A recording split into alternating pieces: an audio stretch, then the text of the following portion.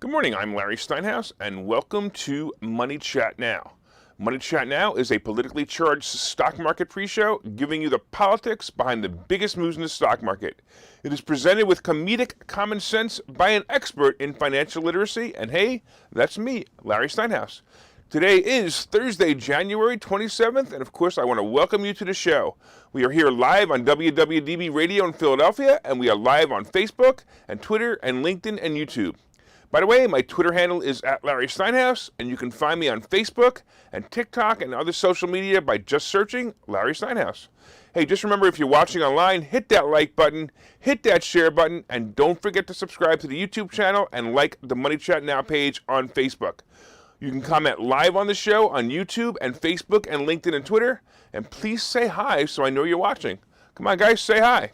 All right, Money Chat Now is, of course, brought to you by Investor Schooling, and you can attend a complimentary class tonight, actually, by going to investorschooling.com. Hey, Joe, I want to say hi. Looking forward to seeing you tonight. All right.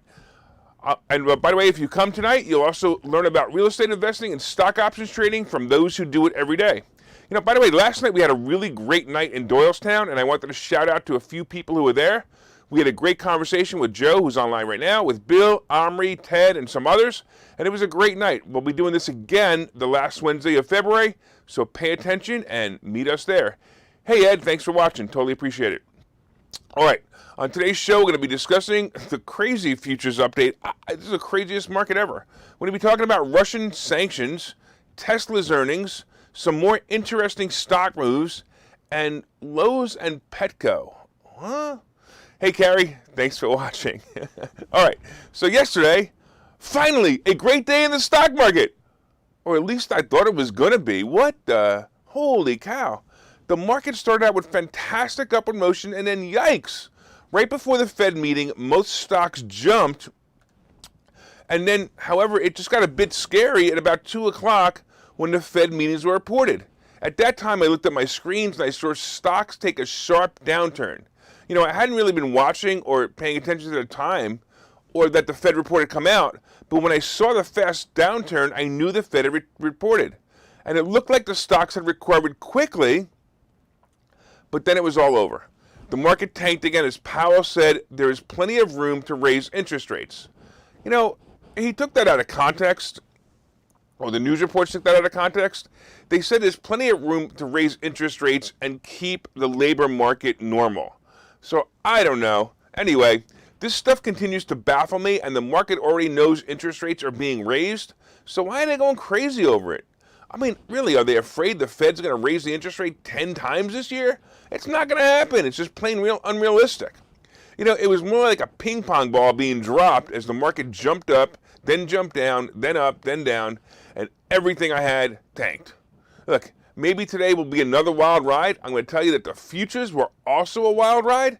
So that was insane as well. It didn't make any sense. And of course, now the Dow futures are down 84, the S&P is down 3, and the NASDAQ happens to be up 16.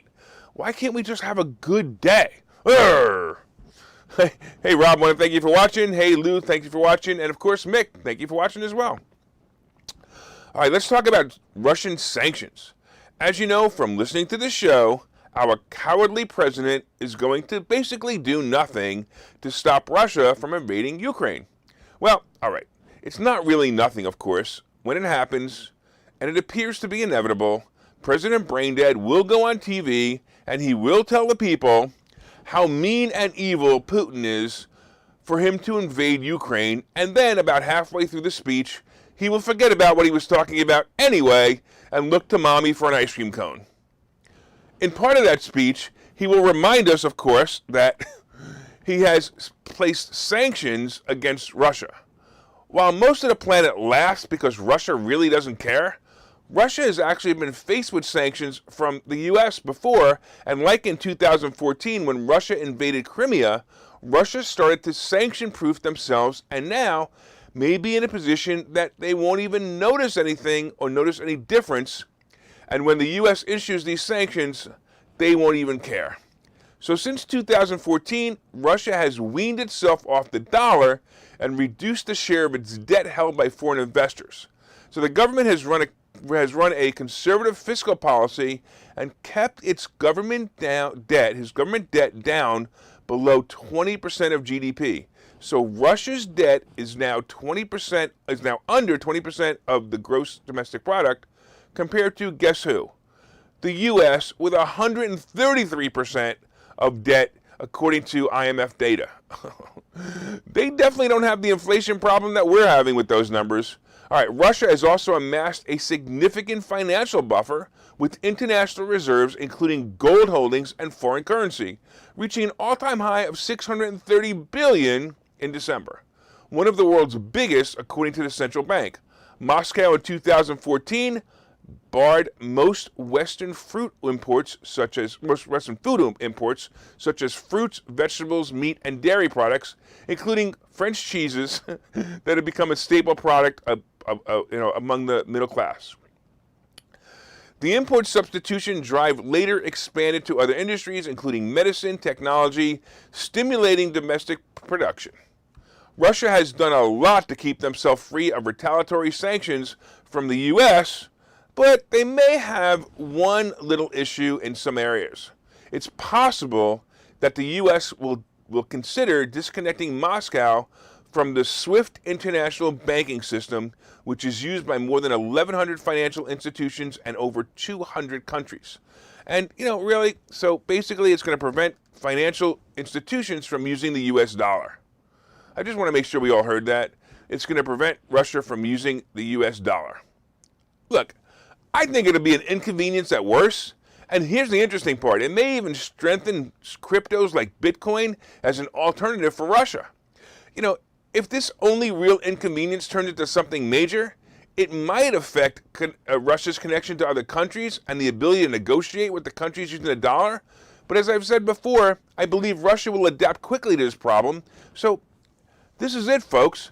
The U.S. basically is powerless against Russia and Ukraine, and basically Ukraine will be part of Russia, and the geography is going to change labels once again. In fact, we stand to lose more than Russia if Russia decides to sanction us using oil. The Russian economy won't even feel the burden, as they will sell the oil to other nations and either cut off the U.S. or raise the prices. Hey, you guys like gas prices? Put up those stickers that say, I did that. Either way, there's going to be nothing really exciting or unexpected here, as we are powerless with the coward that we have in charge. If Russia invades, expect the stock market to go down and oil prices to pop, because they're going to go up real high. All right. Hey, Jane, thanks for watching. You're one of our favorite listeners. You're on every morning. That's so awesome. I know Tommy's out there, too. He'll be watching soon too. All right. Let's talk about Tesla earnings. So, look, frankly, it's been a miserable month for earnings, and this year, even the stocks with good earnings are getting beat up. Tesla reported earnings after the bell yesterday, and they were pretty good. And here's how the company performed. Earnings were $2.25 per share versus $2.36. It was the estimate. And the revenue was $17.72 billion versus $16.57 billion, which was expected. I also have to say that revenue rose 65% year over year in the quarter. That's amazing. While automotive revenue totaled $15.97 billion, which was also up 71%. I couldn't expect this company to do even better. Look, is it another great earnings report that will make the stock rise? I don't know, maybe. So Tesla says their factories are running below capacity while the supply chain issues continue. The supply chain issues are expected to continue into this year, and it'll affect Tesla as well as other companies. Look, I was looking about a week ago, I was looking for a Ford Edge. You guys have seen the Ford Edge. It's actually one of my favorite cars. And, I can't even buy one with the features I want. And if I want to order one, it'll be at least 6 months, and forget about haggling. I'm just glad they aren't charging me over list price for it. So Tesla is expected to give a progress update on the company's long-delayed heavy-duty semi-truck experimental, and also their experimental Cybertruck and plans for driverless vehicles. They also have, by the way, a car coming out that's going to be under $25,000. That'll be pretty neat. So the full self-driving technology is also on the radar. You guys like what I did there? The full self-driving technology is also on the radar. Anyway, as the company is growing to fully autonomize their vehicles. On a side note, Governor Useless in California should start to realize that Tesla's first U.S. factory, located in Fremont, California, achieved record production in 2021. If the useless governor doesn't do something to keep Tesla located in California, they will lose jobs and tax revenue from the giant electric car maker. Tesla also aims to expand the capacity of that facility beyond 600,000 cars next year. And look, we already know that Elon Musk already moved his headquarters to Texas because he doesn't like being in California, right? Let's talk real quickly about AT&T stock. Listen up, guys. You guys looking for a good stock to be in? Listen up. All right, let's talk about AT&T stock and why it's probably the best stock to buy and hold. Look, AT&T also had their earnings announcement yesterday, and the earnings and revenue was slightly higher than Wall Street expected. So why do I think this is the greatest stock to buy and hold? Well, first of all, they own HBO, TBS, that garbage company CNN, Turner, and they also include Warner Brothers. They also own a bunch of little media content companies, and they have their own internet provider and, of course, cell phones. The company reminds me of Apple about 5 years ago when no one was talking about it and it just stalled for a couple of years. AT&T stock is now at a ridiculously low price of under $25. At that price, you're going to get a dividend of over 8.5%. Just put your money in there and just collect the dividend. You're going to be blowing away Wall Street. Look, it's an amazing dividend. The company also has a multiple of only 8.79, making this stock an absolute bargain at this price. One of the first criteria I look for when evaluating a stock is a clear and profitable business model. Now, this company clearly has several businesses that all have clear and profitable business models. And basically, with the Fed raising interest rates and a probable recession coming in a few years, I think this stock should be added to your portfolio. Put it in a drawer, leave it alone. If you want, you could even sell covered calls on this stock just to make a few extra bucks. I really like this stock. I think it's a great one. Hey, Bill, I want to say hello to Katie. Katie is Bill's daughter, and she says hi. And I know Katie gets a thrill every time I say hi. So I'm going to say hi, Katie. And hey, Katie, listen to this commercial because we're going to be talking about investor schooling. Okay, so you've thought about investing in real estate, houses, apartment buildings, properties, but don't really know where to start? Well, what if you could very easily learn how to gain strategies to use other people's money to buy and sell houses in the Philadelphia area? If you could learn and network with successful area real estate investors and how to produce monthly income on rental properties without headaches, that place is Investor Schooling. With Investor Schooling, you'll learn from two Philadelphia area rockstar real estate investors, Phil Falcone and Larry Steinhouse, about how to buy and sell properties the easy way and teach you basic and advanced techniques to help you make money in real estate. You can attend Investor Schooling in person or online visual classes 8 times a month. You can and will learn how to make money in real estate. Call for free information and get a complimentary pass to one of these classes. But don't delay, as these complimentary passes are limited. Call the number on your screen now or visit investorschooling.com. investorschooling.com.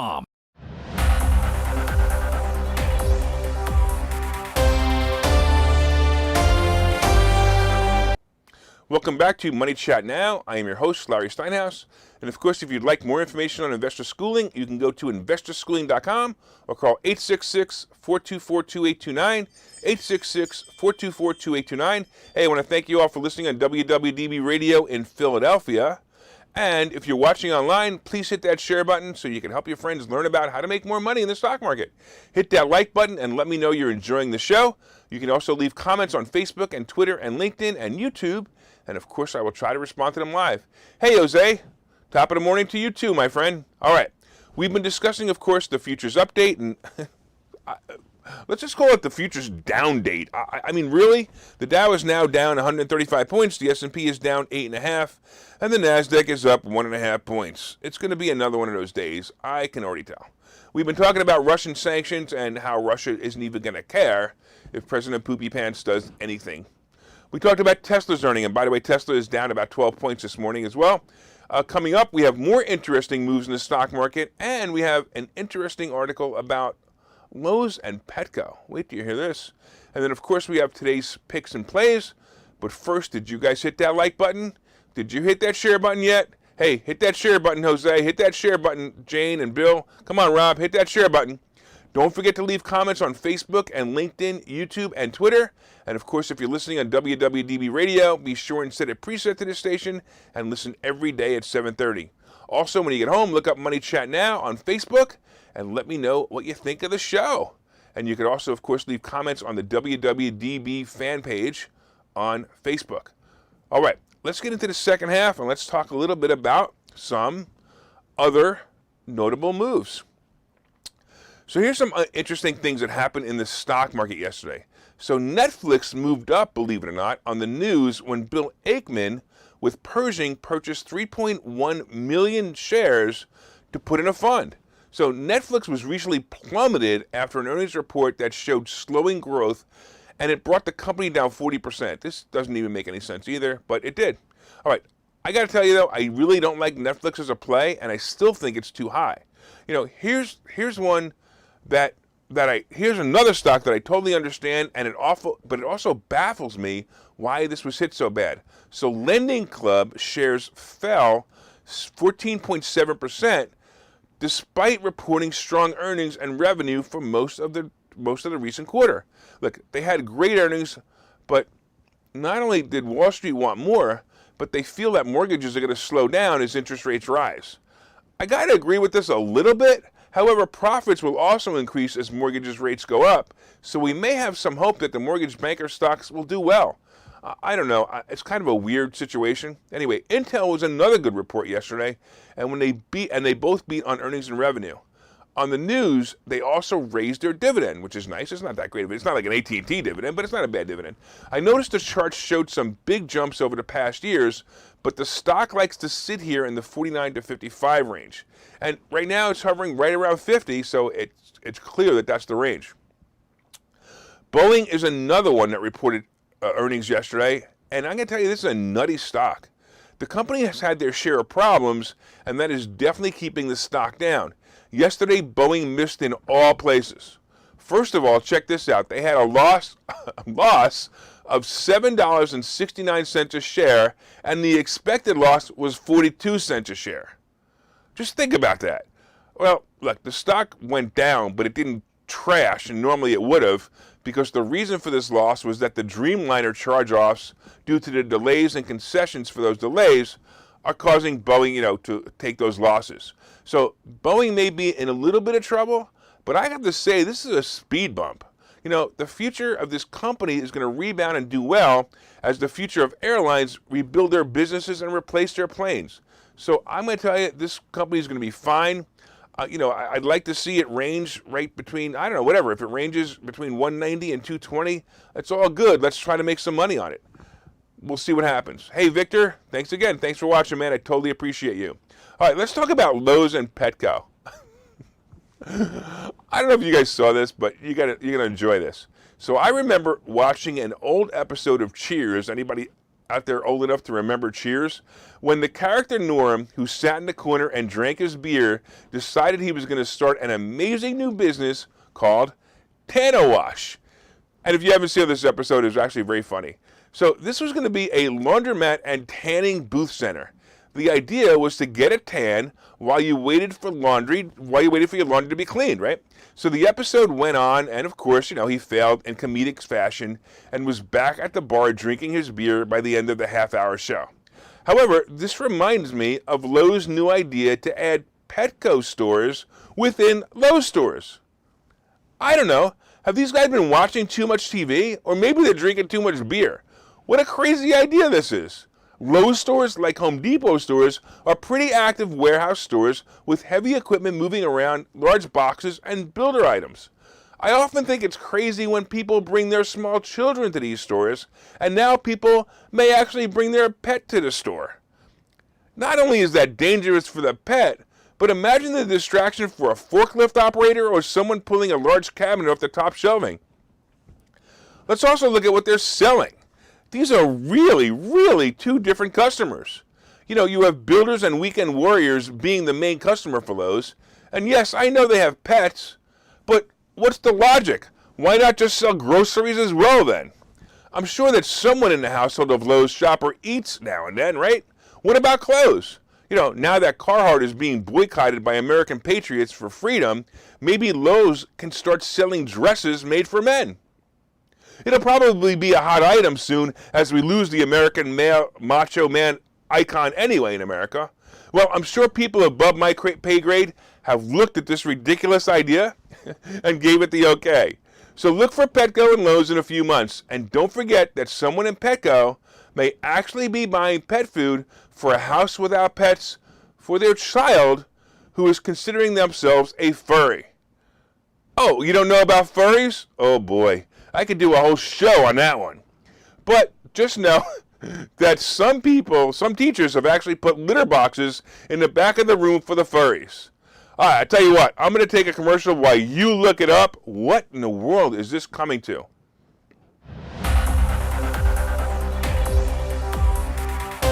Okay, so you've thought about investing in real estate, houses, apartment buildings, properties, but don't really know where to start? Well, what if you could very easily learn how to gain strategies to use other people's money to buy and sell houses in the Philadelphia area? If you could learn and network with successful area real estate investors and how to produce monthly income on rental properties without headaches, that place is Investor Schooling. With Investor Schooling, you'll learn from two Philadelphia area rockstar real estate investors, Phil Falcone and Larry Steinhouse, about how to buy and sell properties the easy way and teach you basic and advanced techniques to help you make money in real estate. You can attend Investor Schooling in person or online visual classes 8 times a month. You can and will learn how to make money in real estate. Call for free information and get a complimentary pass to one of these classes. But don't delay, as these complimentary passes are limited. Call the number on your screen now or visit investorschooling.com. investorschooling.com.